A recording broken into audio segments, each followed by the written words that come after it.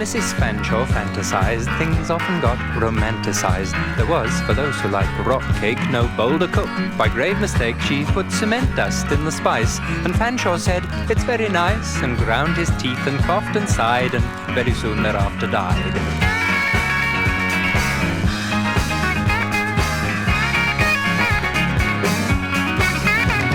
Now, though England's a pagan land, some citizens still make a stand. While Fanshawe's faith was lapsed R.C., his wife was Christmas C of E. Yet down the years she had forgot what an R.C. was, and what funerary pomps were meat and which were poison for her suite.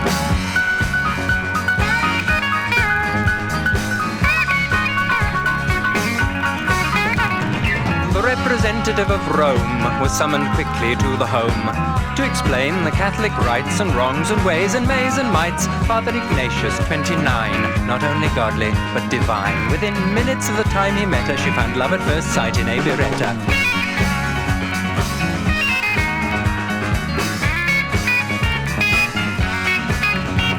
Unchecked by ultramontane guilt, her love ran wild and at full tilt. From that day forth she planned full spate to swallow up this celibate.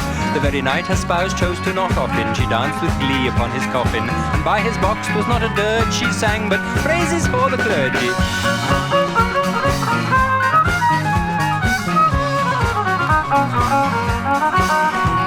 With an ardour mostly found in Latins, Mrs. F turned up at Mass and Matins, and from the second row of pews tried to communicate her views, rattling her rosary in her best clothes and hosiery. With sad, unconsummated sighs, Mrs. F unfrocked him with her eyes.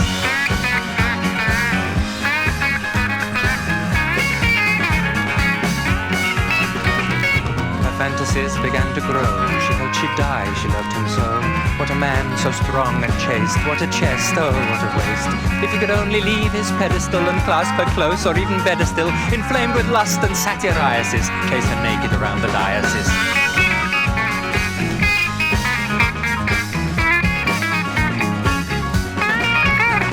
But Mrs. Fanshawe's guile and gaiety, though it might have laid the laity, sometimes coy, sometimes salacious, never did ignite Ignatius. Her passion, always animated, blew up one Sunday when he stated, "Today I have this news to dish up, I'm leaving to become a bishop."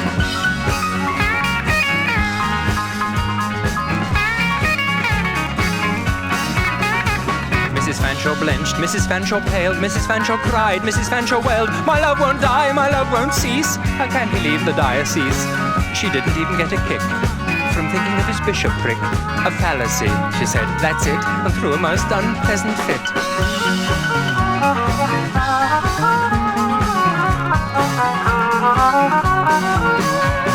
They saw her raise her head and shake it. No truth had ever seemed so naked since Adam's first defoliation. No Buddha nor other holiation could have calmed the rage that boiled up in her breast. Now she was foiled, and voicing vulgar unromanticals, she kicked him soundly in the canticles.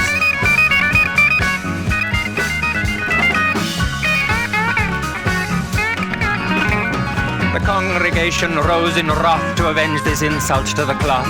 Not lacking for a precedent, to burn her at the stake they went. Hymn books and psalters soon caught fire. They threw her screaming on the pyre, and she remained, though quickly slaked, ever afterwards half-baked.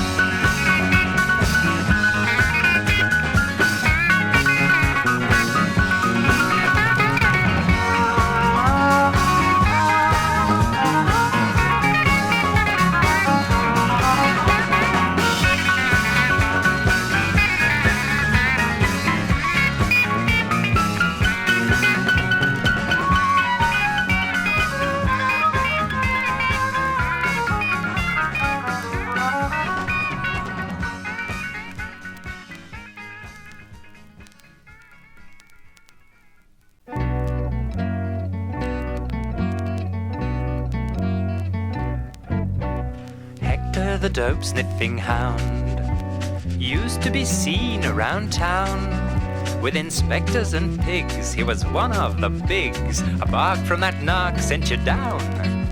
One night they were casing a joint. On point duty Hector did point at the small herbal fag. Then he took a sly drag, saying bow wow. Wow, wow, what's the point? Hector the dope-sniffing hound. Now among the butterflies and flies he flies, closing his eyes. Ladybirds and beetles passing him by. Lazy days and summer ways and skies, cornflower blue. Hector defector frolicking in the dew.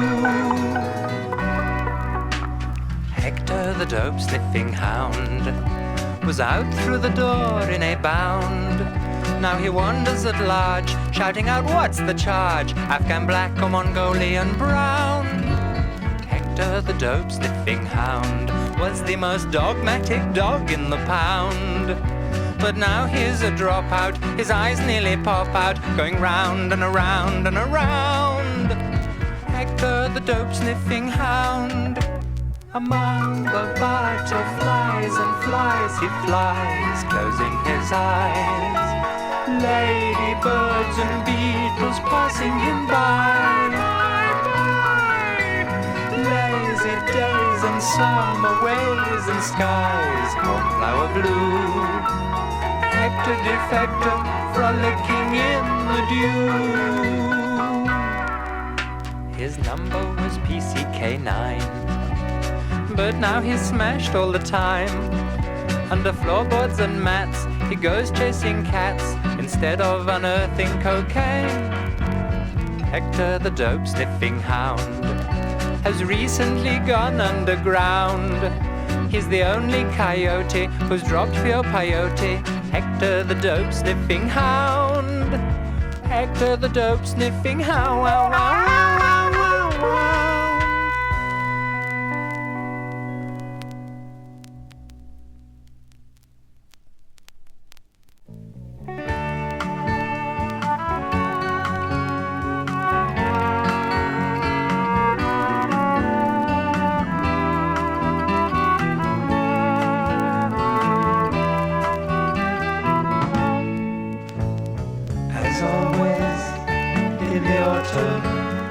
The same yellow leaves are falling. Honey's a season, the world takes off its clothes. The sky is black, the trees are black, my thoughts are black as I look back. Where'd you go? What was your road? Xanadu. Everybody wants to live in the glass house. Nobody dares to throw stones.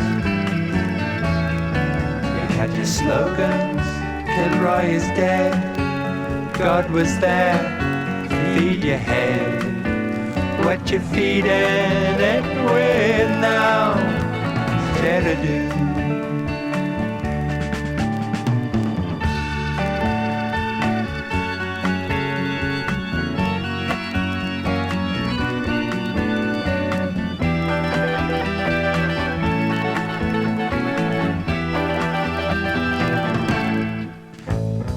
Strong your coffee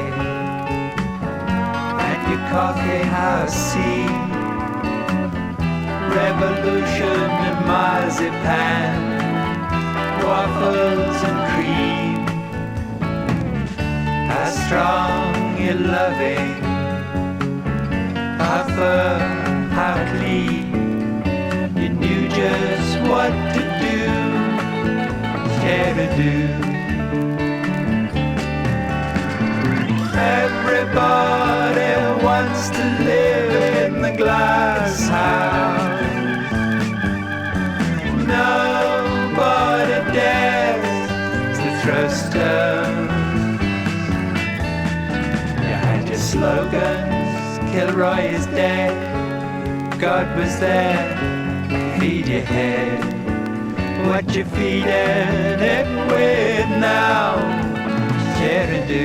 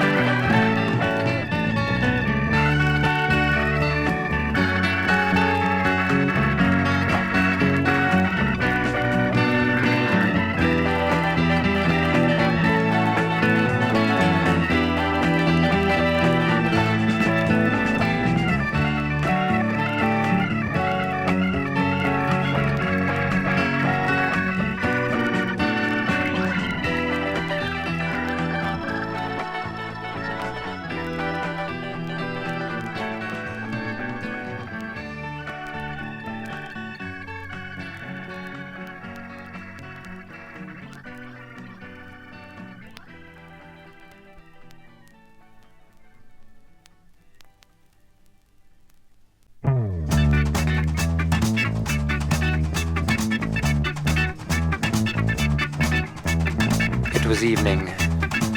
A chill winter's wind whistled through the icy streets of that western portion of the southern metropolis known as Notting Hill Gate. Flasher Jack dragged himself across the icy pavements, humming quietly to himself that age-old song of darkness and flagellation. You know the one. Just a thong at twilight. Feeling hungry, his mind meandered back to the meals of the institution whence he had just been released, and he continued humming, "We'll meet again," and remembering one horrible piece of melon, all covered in mould, too nasty even to contemplate. "I'm shy, hairy melon, I'm shy." Suddenly, without a word of warning, he came up against the cinema notice board advertising Father X, the swinging vicar, in Psalm Like It Hot, and that Dockland sex crime thriller, Snow White and the Seven Dwarfs.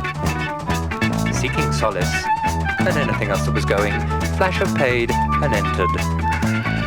Ensconced in the warm and prurient darkness of the 13th row, he found himself entirely alone in the cinema, save for one beautiful, blonde, brunette or red-headed female usherette, who by some chance of fate and quirk of destiny happened to be occupying the next seat to the one into which he slunk himself. Quickly turning his collar around and disguising himself as a clergyman, Flasher opened his plastic Mac and prepared to expose to her his innermost thought. A lot of cock for the most part. "I'm Pastor Jenkins," he muttered hoarsely, but he was hardly past her knees before the cinema organ opened up with a crashing rendering of God Save the Queen. The lights came on and an attendant came round selling soft drinks and hamburgers. Sadly, but philosophically, Flasher rose to go. "Let us leave," he said with a parting bon mot, not with a bang, but with a whimpy. And now, let me sing you the saga of Flasher Jack and Annabelle at the Seaside in Scarborough, tinged with the vernacular. Annabelle were waiting in the shadow of the pier. You could see the see-through blouse and smell the smell of beer.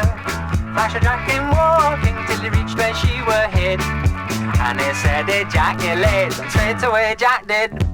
But that's alright in the summer night, in the season of W.P.C. I'm never uptight in Scarborough, I'm as happy as can be. And he said, "What's that you're smoking? It has a funny smell." Flasher said, "I'll tell you when I marry you, Annabelle. Just a little puff, Jack, I just want to see." "Oh, I'm not feeling myself," Jack said. "No, you're feeling me." But that's alright in the summer night, in the season of W.P.C. I'm never uptight in Scarborough, I'm as happy as can be. And he said, "Give over." Flasher said, "Give in." But I do like to see beside the B-side, babe, the A-side of your skin. Let me be a gay Don Juan behind the harbour wall, 'cause it's not true what people say, Don Juan, you done them all. And that's alright in the summer night, in the season of W.P.C. I'm never uptight in Scarborough, I'm as happy as can be. Flasher said, "I love it." And he said, "Go on." But there's something about you, Jack, I like that I can't put my finger on. I feel as if I'm falling, push me over the edge, 'cause I can't stop it once I feel the thin end of the wedge. And that's alright in the summer night, in the season of W.P.C. I'm never uptight in Scarborough, I'm as happy as can be. Constable MacLagan came creeping up the sand. Got a new you for possession, lad, I can see it in your hand. Anything you answer now will be taken down by me. Annabelle said, "Underpants." Flasher said, "Feel free." But that's alright in the summer night, in the season of W.P.C. I'm never uptight in Scarborough, I'm as happy as can be. But that's alright in the summer night, in the season of W.P.C. I'm never uptight in Scarborough, I'm as happy as can be.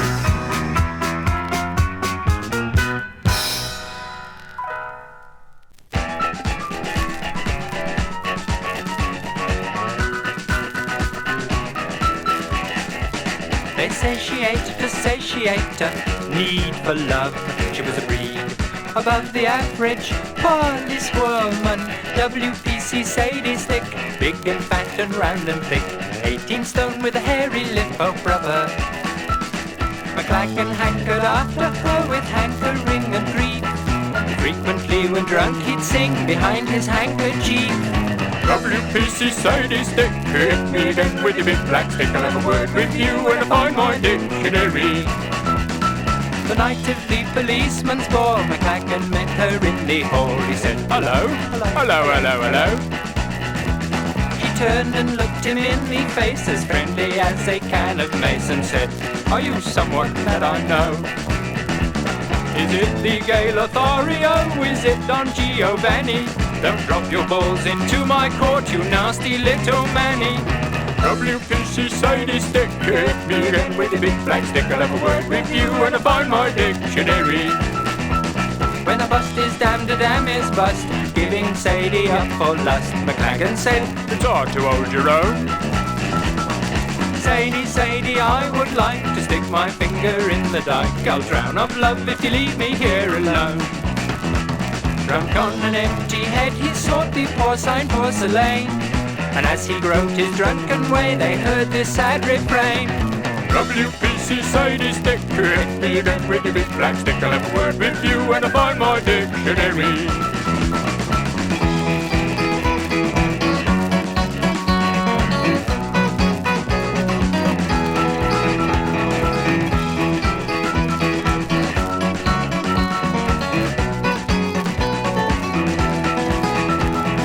Meanwhile back in Notting Hill, the moon showed up like an anthrax pill in the sky, so high. Like everybody, Bomber Dina with delight stuffed her bra with jelly night. She's a booby trap just for tonight and noddy. Up in the sweaty ballroom things were swinging. As she cased the place she heard MacLagan singing. W.P.C. Sadie's thick, hit me again with your big black stick. I'll have a word with you when I find my dictionary. Behind the hall diner unseen laid bare her bulging magazine, when suddenly MacLagan did appear. He muttered, Is this where the gents is? then a vision pierced his drunken senses, big and bold, beautiful and bare. It must be Sadie, half undressed. If she was French, she'd be from Brest. I always did like Bristol's best, I love you. W.P.C. Sadie's thick, hit me again with your big black stick. I'll have a word with you when I find my dictionary. Dinah was not like other girls. She had a twin set but no pearls. She shouted, "Kill the pigs," and then exploded. MacLagan took off through the air, wrapped in a red-hot brassiere. He said, I did not know the girl was loaded. A satellite was set alight high in the London sky. As it tumbled over Notting Hill, you could hear it cry. W.P.C. Sadie's thick, hit me again with your big black stick. I'll have a word with you when I find my dictionary.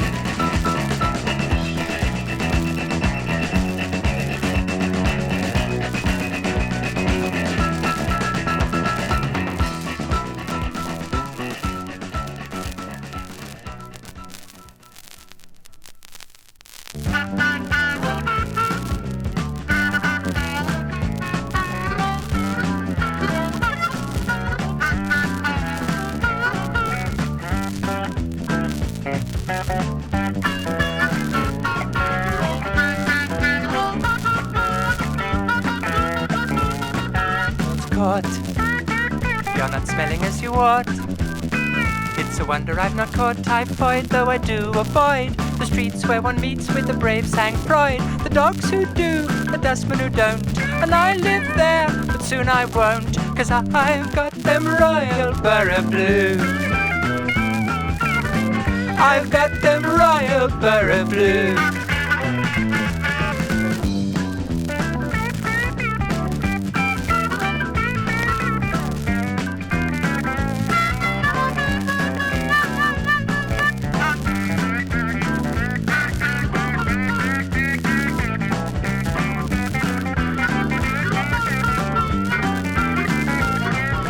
Caught on a little notice board. I found a a notice that was short and sweet. Miss Whip would like to meet me and you with a view to activities discreet. When I rang the number given and I asked her what she did, a voice said on the third stroke it'll cost you 20 quid. I've got them Royal Borough blues. I've got them Royal Borough blues.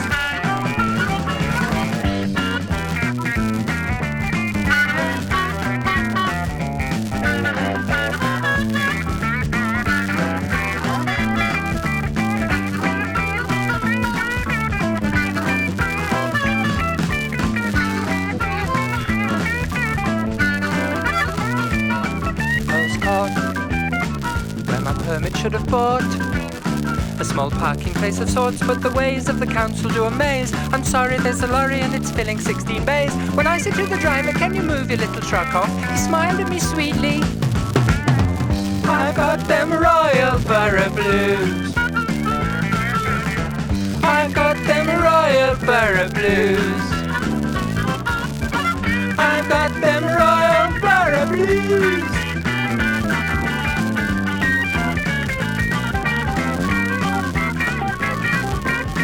I took my little kitten down to the laundrette in the old Brompton Road.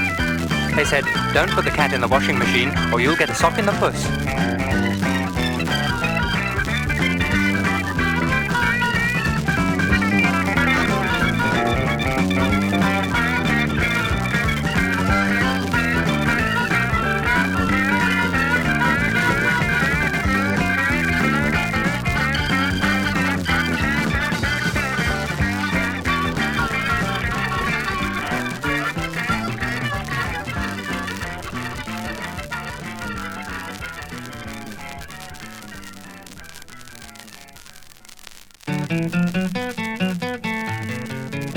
The other day I had a little problem. I found another taxman at my door. Hey, you know the kind of feeling this arouses. So I done what I've done many times before. I asked him very nicely if he'd like to step this way and have a cup of coffee and a bun. Then I hit him with a shovel and I stuffed him in the cupboard with the coal sacks and I turned about and sung. Oh, what shall I do with the taxman in the cupboard? Mother rubbered at the cupboard, it were bare. But I've got 31 and another one just come. They think it's something that I should declare. I'm not raving, I'm just saving on my income tax and waiving regulations that would quickly strip me bare. So what shall I do with the taxman in the cupboard? What shall I do with them there? The other day I went down to a post office and I said, I know it's really not the norm, but I've got a load of bodies I want shipped in. I wonder if you've got the proper form. They said, we're very sorry, but we'll have to disappoint. We just can't undertake that kind of thing. I think they thought that I were balmy. They said the Salvation Army may be the people that you ought to ring. So what shall I do with the taxman in the cupboard? I've asked them, but they only sit and stare. Now I've got 32 with another turning blue since I stuck a little poker through his hair. I'm not raving, I'm just saving on my income tax and waiving regulations that would quickly strip me bare. So what shall I do with the taxman in the cupboard? What shall I do with them there?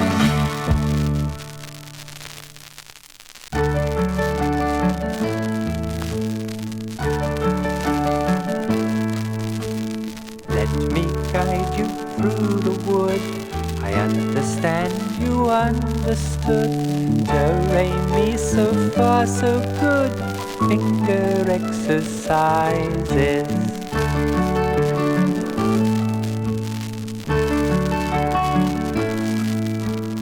Have a drink until we are staggering from bar to bar.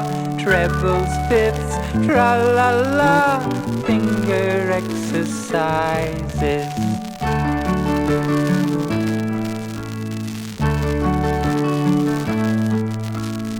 If you quaver, I will breathe heavily until you leave. play that crotch, it might relieve your finger exercises.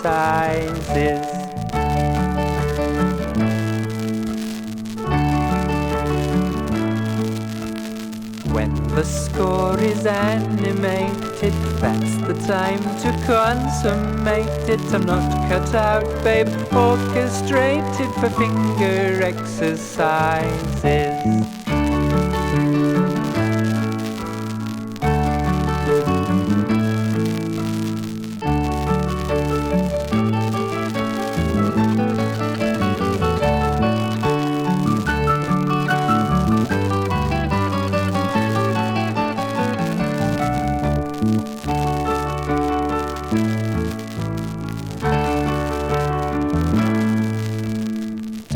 Stiff and don't get starchy. Harry said you did last Marchy. Said Viva and Vivace. Finger exercises.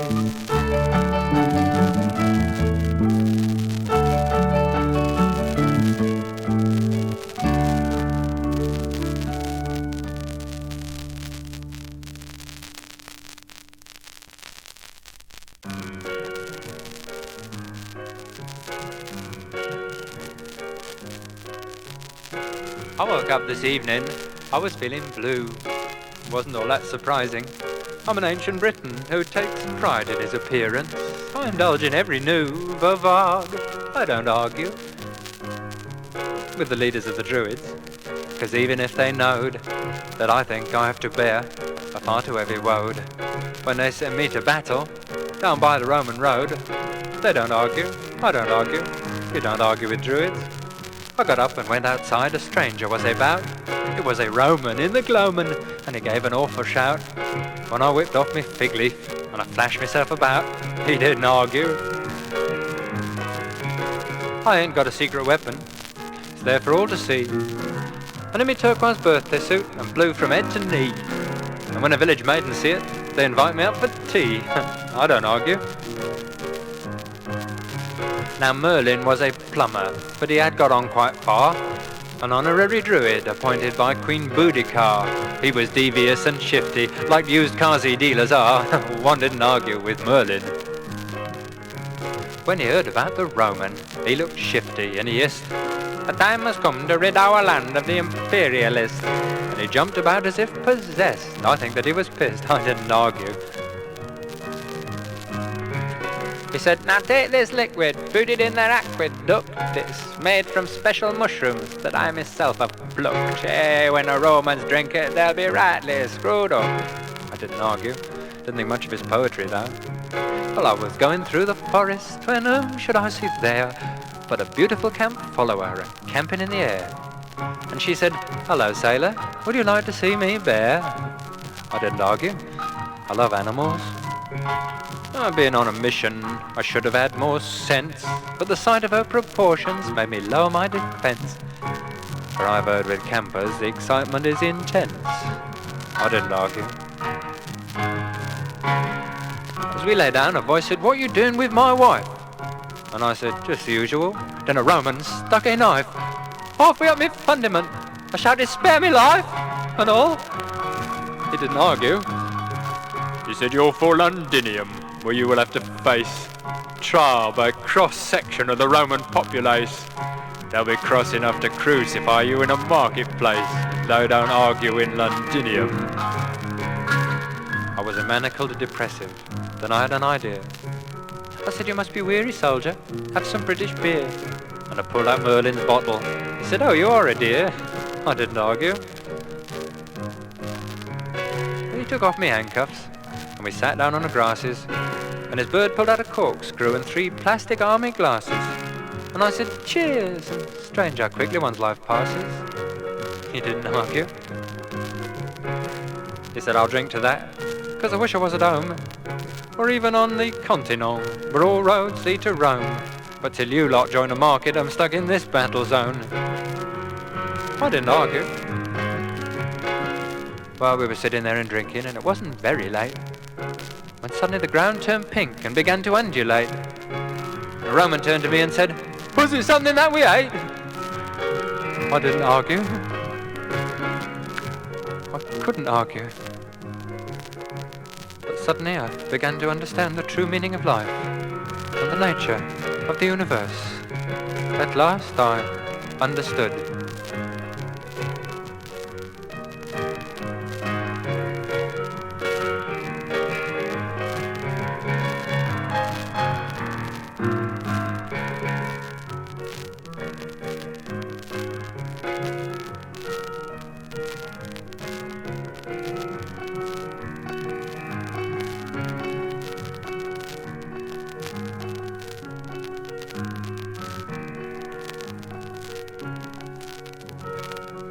Well, we thank you, Druid Merlin, for your mushroom soup with weed in.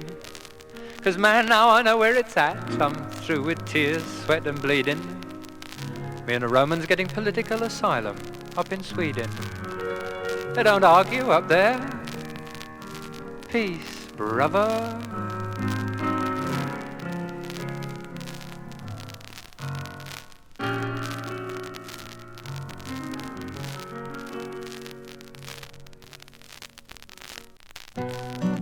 Sharafadaka, Purka, Pakistani, bush and leb, Nepalese, Jamaican, Turkish grass. But the best that up was sold was an ounce of Kerrygold and a gutchin from a freak in Belfast.